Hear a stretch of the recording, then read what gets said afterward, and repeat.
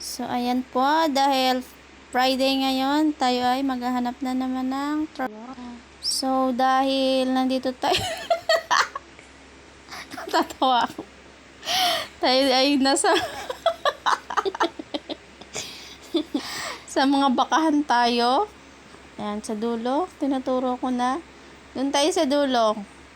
Tapos, mangunguha muna tayo ng mga gagamboy. Ayan na, para sa iyo lang ga.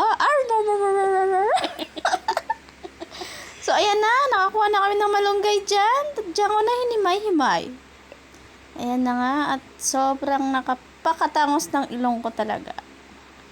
So, ayan na guys. Malapit na kami umuwi dyan. At ako'y napapagod na kakalakad. Hay nako.